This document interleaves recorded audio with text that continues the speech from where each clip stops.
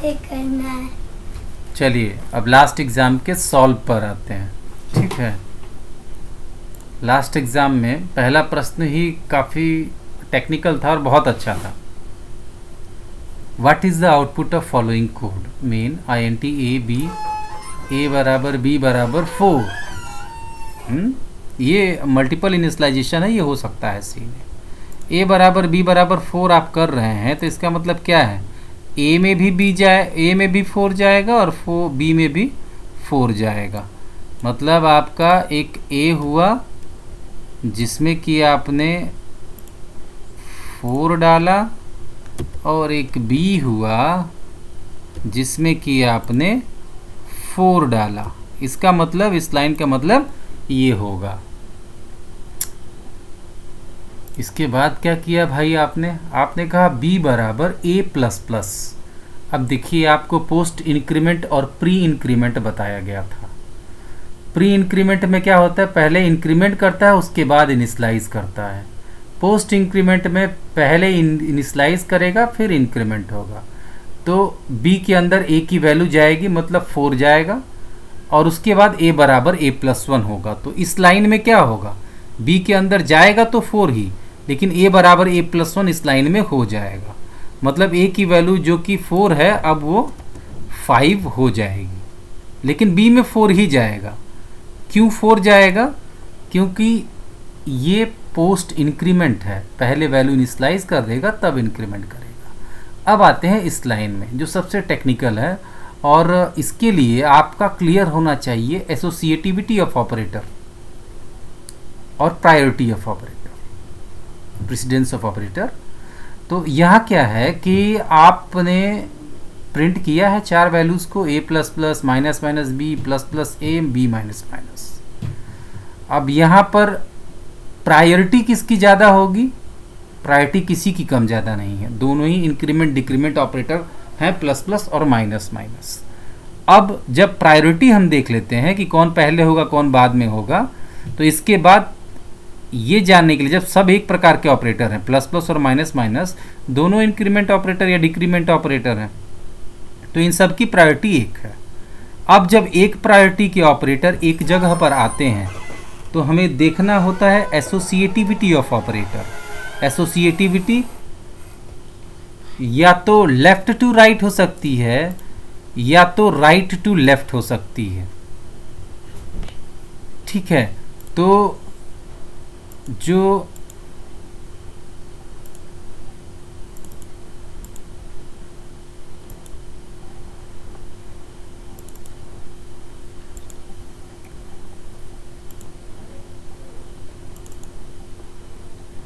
आपका ये ऑपरेटर है, इसकी एसोसिएटिविटी क्या है?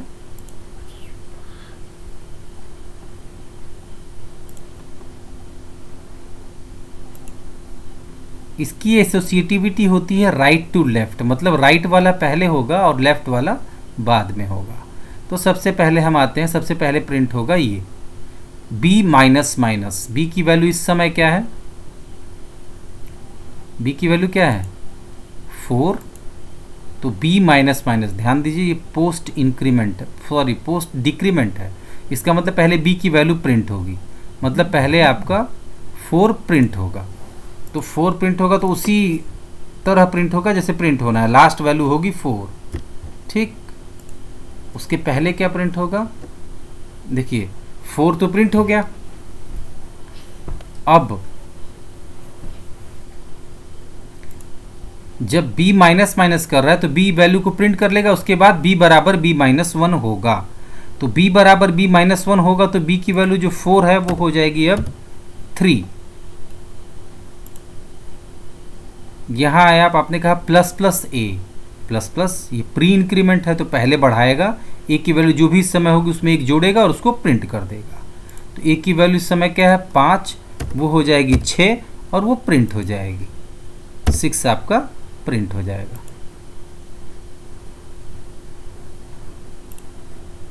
उसके पहले क्या है? Minus minus B। अब देखिए ये प्री डिक्रीमेंट है, प्री डिक्रीमेंट मतलब पहले घटाएगा उसके बाद प्रिंट करेगा। तो बी में इस समय वैल्यू क्या है, बी में वैल्यू है 3, तो 3 में से 1 घटाएगा तो कितना होगा 2, उसको प्रिंट कर देगा। ये हो गया। फिर क्या है a प्लस प्लस। अब ये देखिए ये पोस्ट इंक्रीमेंट है, तो पहले a की वैल्यू को प्रिंट करेगा, फिर a बराबर a प्लस 1 करेगा। तो a की वैल्यू क्या है इस समय 6, वो प्रिंट कर देगा और उसके बाद a की वैल्यू +1 कर देगा। तो हमको बाद में क्या करता है इससे कोई मतलब नहीं है। आपका आउटपुट क्या आया 6264। पहला वाला आपका सही था। कैसे सही था फिर सोचिएगा, अगर नहीं समझ में आया तो, या तो रिवाइंड करके देखिएगा इसको। चलिए अब आते हैं सेकंड पर। What is the output of following code. इसका आउटपुट क्या होगा। मेन आपने कहा int A B C, 3 variable लिए ए बी और सी। आपने कहा a = 2 - 1। ध्यान दीजिएगा सिंगल कोट्स में लिखा है, सिंगल कोट्स में लिखा होने का मतलब ये कैरेक्टर है, तो 2 कैरेक्टर, तो 2 कैरेक्टर है तो 2 का आस्की क्या होगा 48 होता है 0 का, 49 1 का और 50 2 का। तो ठीक है 2 का हुआ 50 और 1 का है 49। तो 50 - 49 कितना होगा 1, a में आएगा 1। फिर आपने कहा b बराबर capital B - a। Capital B का आस्की क्या होता है 66 और a कैपिटल A का आस्की क्या होता है 65। 66 - 65 1 जाएगा b में। फिर आपने कहा c बराबर a - b। a में भी 1 है और b में भी 1 है, -1 करेंगे, माइनस करेंगे, c में क्या आएगा 0। प्रिंट है %c करेंगे तो आपका क्या प्रिंट होगा 0। रन करा के देख लीजिएगा अगर आपको कोई आपत्ति हो इस पर तो, और अगर समझ में ना आए तो ज़रूर पूछिएगा। अब आइए भैया अगले वाले पर। What will be the output of following C program. अगर हर छोटी छोटी बात आपको याद है जो आपको बताई गई है तो इन ऑब्जेक्टिव्स में कुछ भी नहीं है। सी के ऑब्जेक्टिव को आप आसानी से पास कर जाएंगे, और छोटी छोटी बात को छोटा समझ के छोड़ दिया है आपने तो सी काफ़ी कठिन लगेगी। चलिए देखते हैं आगे। अब तो फिलहाल अब एग्ज़ाम देना, कठिन लगे आसान लगे कैसे भी। चलिए मेन स्ट्रक्ट टेस्ट, टेस्ट नाम का एक स्ट्रक्चर बनाया हमने, उसमें एक INT नम मेंबर है, फ्लोट प्रकार का पॉइंटर है f और डबल d है। यहाँ पर बस हमको इस प्रोग्राम में साइज देखना है कि क्या साइज प्रिंट करेगा ही। हमने कहा प्रिंट है %d size of x.f। x के अंदर जो f है उसकी साइज प्रिंट करिए। तो x के अंदर f जो है वो क्या है फ्लोट है, लेकिन फ्लोट पॉइंटर है।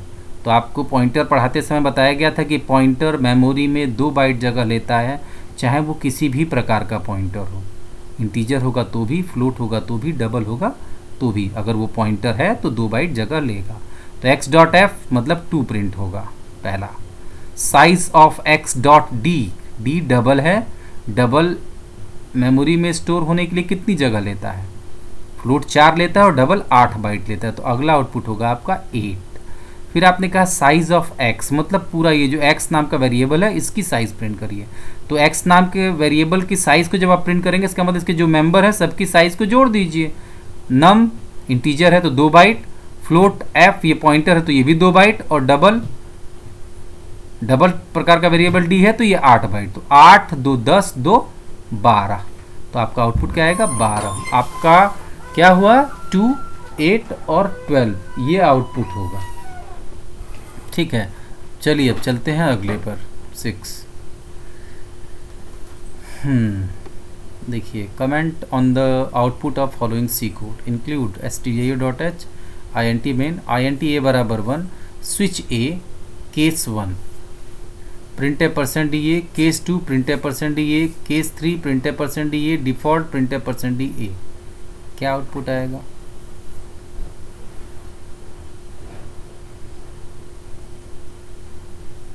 इसमें आपको ये ध्यान देना होगा स्विच के बाद स्टार्टिंग ब्रेस नहीं लगी है। ठीक है इसमें सिर्फ एक ही स्टार्टिंग ब्रेस है जो कि मेन की है और क्लोजिंग ब्रेस मेन की है। तो स्विच के बाद स्टार्टिंग ब्रेस नहीं लगाने का मतलब ये आउट ऑफ स्कोप हो गया, ये कंपाइल टाइम एरर होगी। जब प्रोग्राम को रन कराएंगे तो case label outside switch statement ये एरर देगा आपको। तो ब्रेस की कमी, फिलहाल आपको इतना डीप में जाने की जरूरत नहीं है। आपने देखा कि ब्रेस नहीं है, इसका मतलब कोई ना कोई इरर है, तो आप इरर पर टिक करेंगे जो भी इरर वाला होगा।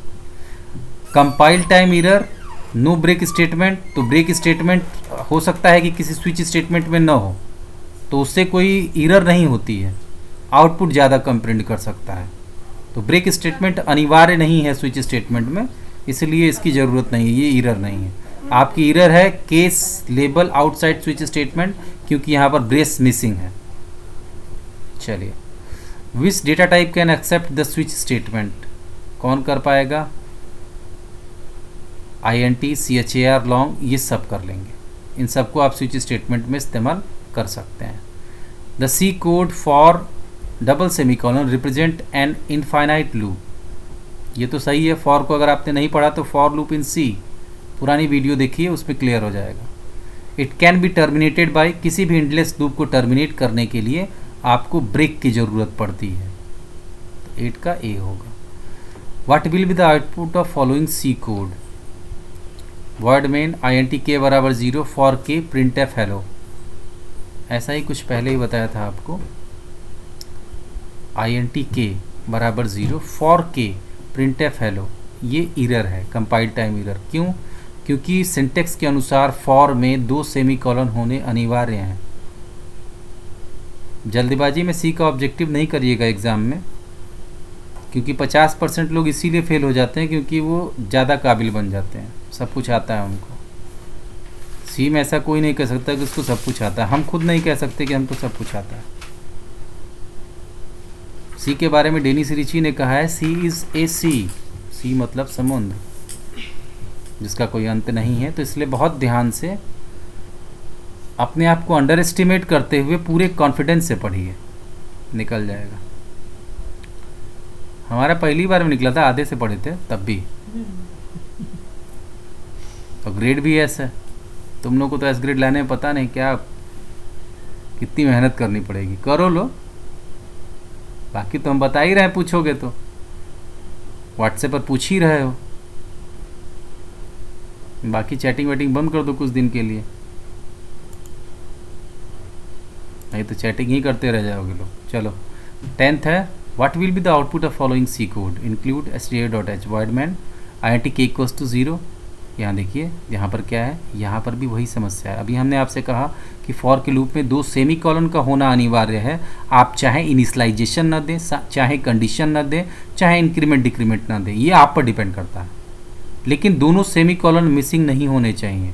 यहाँ पर भी कंपाइल टाइम इरर है, या सिंटेक्स इरर भी होता तो भी आप सही कर सकते थे, सिंटेक्स इरर भी है ही। फिलहाल ये इरर आपको दिखाएगा जब प्रोग्राम को आप कंपाइल कर रहे होंगे। कई बार बच्चों ने पूछा कि भाई कंपाइल टाइम इरर और सिंटेक्स इरर के बीच में हम अंतर कैसे जानेंगे? तो प्राथमिक चीज़ ये है, सिंटेक्स इरर में जैसे सेमीकोलन आपने छोड़ दिया तो वो सिंटेक्स इरर है। वाइल के लूप में कुछ देना अनिवार्य है, अगर आपने नहीं दिया तो वो सिंटेक्स इरर है। कंपाइल टाइम इरर ऐसी इरर्स को कहते हैं जो कि एक प्रोग्राम को कंपाइल करते समय वो गलती आपको बताता है, तो वो कंपाइल टाइम इरर है। जैसे कि कहीं आपने जैसे वाइल के अंदर कुछ नहीं लिखा, या ये वाला प्रोग्राम है, यहाँ पर आपने फॉर में कुछ छोड़ दिया, तो कई बार रन टाइम में उसी में बता देता है, सिंटेक्स इरर में ही कई बार ये कंपाइल टाइम इरर में बताता है। तो कंपाइल टाइम इरर और रन टाइम इरर करीब करीब मिलते जुलते हैं, सॉरी सिंटेक्स इरर करीब करीब मिलते जुलते हैं, कई बार इंटरचेंजली ये इस्तेमाल हो जाते हैं। लेकिन एक और इरर होता है run time error. Run time error तब डिस्प्ले होता है जब आपका प्रोग्राम रन कर रहा होता है, और ये कब होता है? जैसे कि मान लीजिए बाय द वे आपने अपने प्रोग्राम में 0 को डिवाइड करने के प्रयास किया 10 से 5 से, तो ये आपका रन टाइम इरर हो गया। या किसी वजह से प्रोग्राम के रन करते समय कोई इरर डिस्प्ले होती है तो वो रन टाइम इरर हो गई। चलिए फिलहाल उसको छोड़ते हैं, यहाँ आते हैं। What will be the output of following C code, include stdio.h INT main. अब किसी बच्चे ने पूछा था कि INT मेन क्यों लिखते हैं, वॉइड मेन हम लोग नॉर्मली तो प्रोग्राम में इस्तेमाल करते हैं वॉइड मेन, यहाँ INT मेन लिख रहे हैं। तो INT मेन अगर आप लिख रहे हैं तो प्रोग्राम के लास्ट में आपको रिटर्न 0 लिखना जरूरी होगा। रिटर्न 0 लिखेंगे क्योंकि किसी न किसी वैल्यू को आप रिटर्न करवाएंगे ऑपरेटिंग सिस्टम को। नॉर्मली जब हम प्रोग्राम लिखते हैं तो हम ये मानते हैं कि हमको कोई भी वैल्यू ऑपरेटिंग सिस्टम को रिटर्न नहीं करवानी, क्योंकि हम सॉफ्टवेयर नहीं बना रहे होते, हम सामान्य प्रोग्राम रन करा रहे होते हैं, इसलिए ऑपरेटिंग सिस्टम को कोई वैल्यू रिटर्न नहीं करवाते। तो यहाँ पर वॉइड मेन लिखते हैं।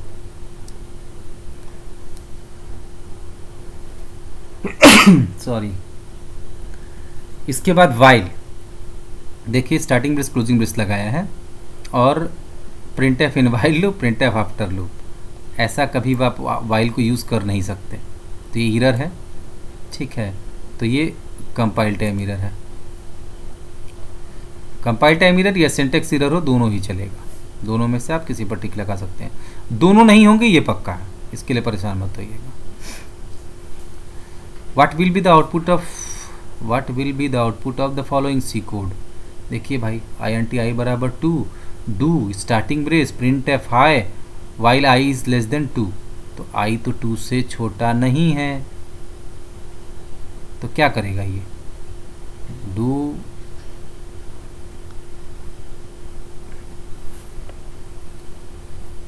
देखने में तो सही लग रहा है, लेकिन गलती जानते हैं इसमें क्या है, आपने डू वाइल में वाइल के आगे सेमी कॉलन लगता है, वो नहीं लगाया है, हमने नहीं लगाया, मतलब इस प्रोग्राम में नहीं लगा हुआ है, तो ये क्या होगा, कंपाइल टाइम एरर या सिंटेक्स एरर।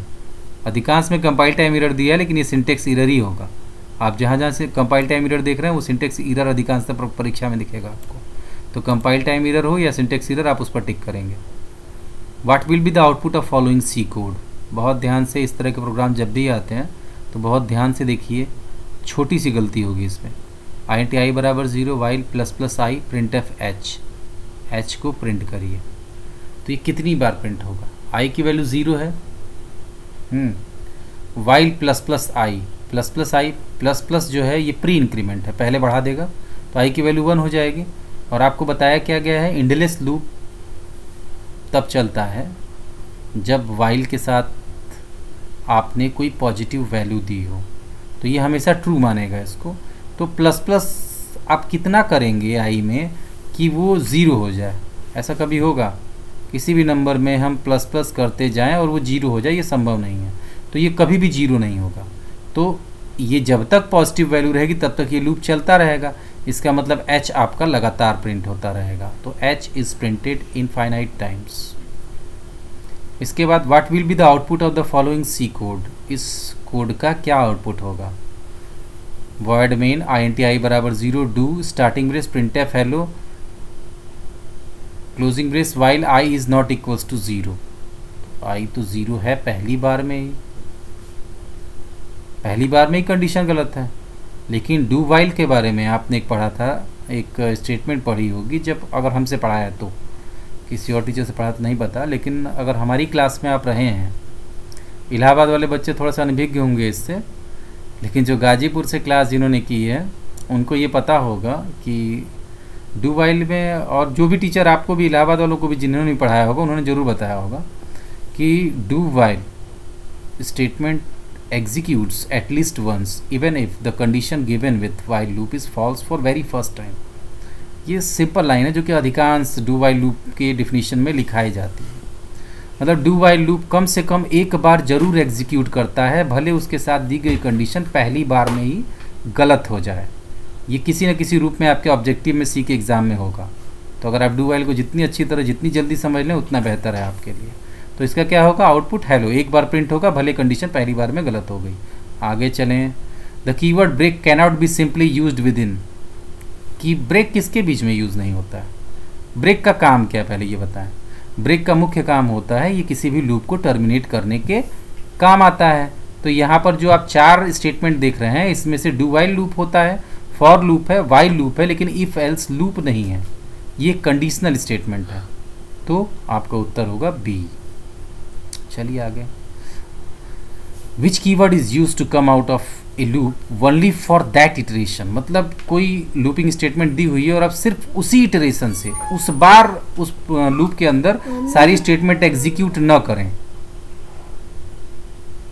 सिर्फ जहां पर कंटिन्यू मिले वहीं से वो ऊपर चला जाए, मतलब वो वाला जो इटरेशन है वो खत्म हो जाए, फिर आगे वो लूप नहीं खत्म होगा, सिर्फ वो इटरेशन उस बार का लूप खत्म होगा, तो उसके लिए कंटिन्यू इस्तेमाल होता है। जब भी कंटिन्यू मिलेगा कंट्रोल ऊपर चला जाएगा लूप के अपर मोस्ट पार्ट पर, फिर से लूप अपने अगले इटरेशन पर चलेगा। What will be the output of the following C code. ध्यान दीजिए, प्रिंट है %d1 1 प्रिंट हो जाएगा। फिर आपने कहा गो टू L1 पर जाइए। L1 कहाँ है, L1 यहाँ पर है, गो टू L2, अभी L2 पर जाएगा, यहाँ आएगा L2 यहाँ पर है, प्रिंट है 4, मतलब क्या प्रिंट हुआ आपका, प्रिंट हुआ 1 और 4, ये फर्स्ट वाला। गो टू अगर आपने पढ़ा है, स्टार्टिंग स्टेटमेंट पढ़ाई जाती है गो टू अगर पढ़ा है तो उसमें आप आसानी से इसको कर लिए होंगे। Go to can be use to jump from main function to within a function, मतलब एक फंक्शन से दूसरे फंक्शन में जाने के लिए आप गो टू का इस्तेमाल कर सकते हैं। गलत है, क्यों गलत है, क्योंकि गो टू स्टेटमेंट का इस्तेमाल एक प्रोग्राम में एक स्टेटमेंट से दूसरे स्टेटमेंट तक जाने के लिए करते हैं। किसी एक लूप से किसी एक स्टेटमेंट से दूसरे स्टेटमेंट पर तो जा सकते हैं, लेकिन एक फंक्शन से दूसरे फंक्शन में गो टू का इस्तेमाल करके आप कंट्रोल को ट्रांसफ़र नहीं कर सकते। इसके लिए रिटर्न स्टेटमेंट होती है। पढ़े होंगे तो याद होगा, नहीं पढ़े हैं तो अब से याद रखिएगा। आगे, what will be the output of the following C code, include stdio.h void main m function को कॉल करना, और नीचे आपने कहा void m। अब यहाँ तो देख के पहली बार में आपको अजीब लग रहा होगा अगर आपने फंक्शन को ध्यान से पढ़ा है तो, और नहीं पढ़ा है तो अब देखिए m कॉल कर रहे हैं, कॉलिंग पहले है, void m डिफिनीशन बाद में है, कहीं प्रोटोटाइपिंग नहीं है, ये कंपाइल टाइम एरर है, या तो सिंटेक्स एरर भी कह सकते हैं इसको। What will be the output of the following C code, void main m को कॉल कर रहा है, फिर void m printf hi, फिर m को कॉल कर रहा है, मतलब मेन में m को एक बार कॉल किया तो कंट्रोल यहाँ आ जाएगा, फिर प्रिंट किया हाई, फिर m को कॉल करेगा तो कंट्रोल फिर वापस यहाँ आ जाएगा, फिर अंदर आएगा printf hi करेगा, फिर m को कॉल करेगा, फिर कंट्रोल वापस चला जाएगा। आपको ये देख करके रिकर्सन की याद आ रही है? अगर आ रही है तो आप पढ़ रहे हैं, और नहीं याद आ रही है तो सी की परीक्षा सितंबर में है, उसके बाद फिर फरवरी में होगी। अगले परीक्षा की तैयारी करिए। तो इनफाइनाइट बार ये हाई को प्रिंट करेगा, लगातार प्रिंट करता रहेगा। रिकर्सिव फंक्शन है ये, जो अपने आप को बार बार कॉल कर रहा है। What will be the output of following C code, include void main static int x equals to 3, x static की विशेषता आपको पता है, दोबारा इनिशियलाइज नहीं होता। x प्लस प्लस मतलब x की वैल्यू हो गई 4। If x is less than equals to 5, x क्या छोटा या बराबर है 5 से, तो छोटा है, नीचे जाएंगे, printf हाई प्रिंट करेंगे, फिर मेन फंक्शन कॉल करेंगे, मेन कॉल करेंगे तो कहाँ जाएगा, कंट्रोल वापस इस मेन पर, फिर यहाँ आना नहीं है, x प्लस प्लस x की वैल्यू अब क्या हो जाएगी, 4 हुई थी अब 5 हो जाएगी। आप चेक करेंगे x is less than equals to 5 मिलेगा, फिर printf हाई करेंगे तो 2 बार हाई प्रिंट हो गया, फिर मेन को कॉल करेंगे, फिर कंट्रोल यहाँ जाएगा, static int x equals to 3, यहाँ जाना नहीं है, यहाँ जाएंगे x प्लस प्लस, तो x की वैल्यू 5 से क्या हो जाएगी, 3 से 4 हुई थी, 4 से 5, 5 से अब 6 हो जाएगी। लेस देन इक्वल्स टू 5 नहीं मिलेगा तो आप, लेकिन ब्रेक तो इसमें है नहीं, मतलब ये लगातार प्रिंट करता रहेगा हाय हाय हाय।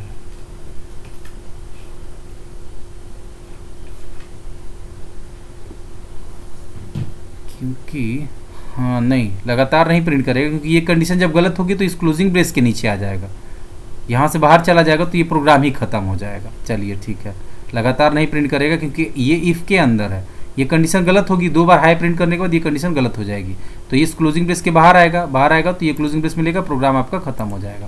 तो जब प्रोग्राम खत्म होगा तो आपकी स्क्रीन पर 2 बार हाई प्रिंट होगा। करके देखिएगा इसको सिस्टम पर। What will be the output of following C code, int main char p equals to null define है स्टैंडर्ड लाइब्रेरी में, स्टैंडर्ड stdio.h में 0 से, char q इक्वल्स टू 0, मतलब दोनों में 0 डाल दिया आपने, एक नल है उसमें। आपने कहा if p printf p else printf null p, if q printf q else printf null q, तो ये प्रिंट क्या करेगा, null p और null q, क्योंकि 0 null और 0 एक ही चीज़ है। आपके स्क्रीन पर null p और null q लिख करके आएगा। What is the default state of an integer in C language, signed integer होता है बाय डिफ़ॉल्ट। अगर आप int a बराबर 0 लिखते हैं तो साइन इंटीजर होता है, जिसकी रेंज होती है -65,536 से -65,537 से +65,536 तक, ये रेंज होती है साइन इंटीजर की। अनसाइंड कर देंगे तो 0 से लेकर 65,536 तक ये रेंज होती है। तो फिलहाल हमको साइन से मतलब है, तो बाय डिफ़ॉल्ट जब आप किसी इंटीजर को डिफाइन करते हैं तो वो साइन इंटीजर होता है, जिसमें प्लस और माइनस दोनों में वैल्यूज़ को आप इनपुट कर सकते हैं। What is the binary representation of the integer -14? अब देखिए, ये सी संबंधित तो है ज़रूर, थोड़ा सा लॉजिकल है। ये ध्यान रखिएगा कि जब कोई वैल्यू पॉजिटिव होती है तो उसका प्रारंभिक नंबर जो होता है वो 0 होता है, और जब कोई वैल्यू निगेटिव होती है तो उसका प्रारंभिक जो बिट होती है वो 1 होती है। तो ये या तो A होगा या तो D होगा। इसके बाद आप 14 को नॉर्मली बाइनरी में बदलिए, तो जब आप नॉर्मली 14 को बाइनरी में बदलेंगे तो 1110 आएगा। तो 1110 हो गया 14 का बाइनरी। अगर पॉजिटिव 14 का लिखना होता तो आप लिखते 01110। अब ये निगेटिव है तो आप लिखेंगे 1110। पहला बिट जो है वो इंडिकेट करता है साइन को।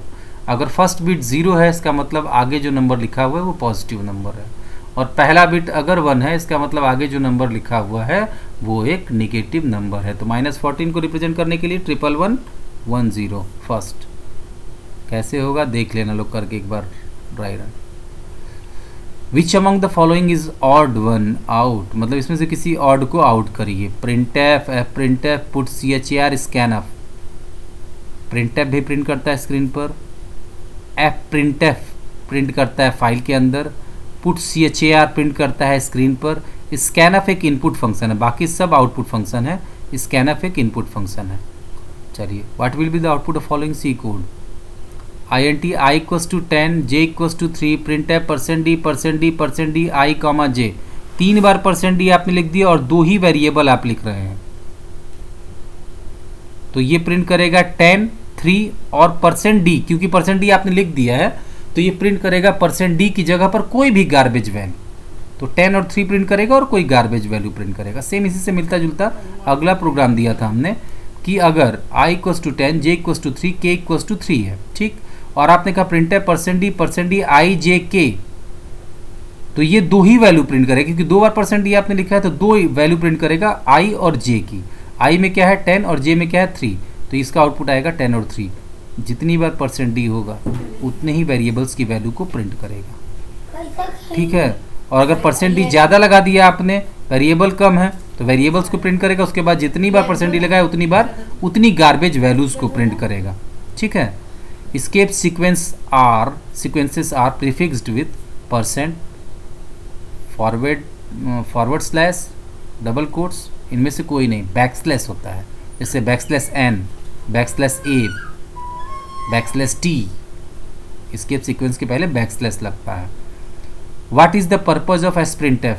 sprintf क्या होता है? sprintf एक स्ट्रिंग के अंदर प्रिंट करने के लिए काम होता है। फॉर्मेटेड डेटा स्ट्रिंग के अंदर प्रिंट करने के लिए आप sprintf का इस्तेमाल करते हैं। उसका सिंटेक्स क्या होता है? जैसे आप लिखेंगे sprintf, ये सिलेबस में नहीं है आपके, लेकिन एक बार ऑब्जेक्टिव में पूछा है, a %s %d s b। होगा क्या कि a नाम का जो एरे होगा, आपने कहीं डिफाइन किया होगा यहाँ पर CHAR A of 50, ठीक, थोड़ा समझ लीजिए इसको।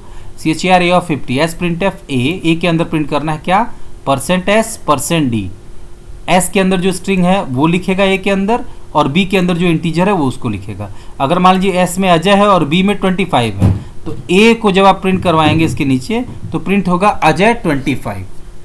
मतलब फॉर्मेटेड इनपुट अगर आप किसी स्ट्रिंग के अंदर करना चाहते हैं, राइट करना चाहते हैं, तो आप इसका इस्तेमाल कर सकते हैं। sprintf का स्ट्रिंग के अंदर प्रिंट करने के लिए इस्तेमाल होता है, ठीक है। The syntax of printf a % using printf statement can be done by. अगर आप % साइन को स्क्रीन पर प्रिंट कराना चाहते हैं तो आप डबल कोट्स में 2 बार % लिखेंगे तो आपका % प्रिंट होगा। सिर्फ % लिखेंगे तो नहीं प्रिंट होगा, %% लिखेंगे तो भी नहीं प्रिंट होगा, % लिखेंगे तो भी नहीं प्रिंट होगा। अगर आप % साइन को प्रिंट कराना चाह रहे हैं तो 2 बार % साइन आपको लिखना पड़ेगा। What are the first and second arguments of open f open function, ये आप जानते हैं। पहला character string containing the name of file and second argument is the mode. जैसे होता है ना एफ ओपन, आप लिखते हैं सिंटेक्स क्या होता है एफ ओपन का, एफ ओपन ब्रैकेट में फाइल नेम और उसके बाद डबल कोट्स में मोड।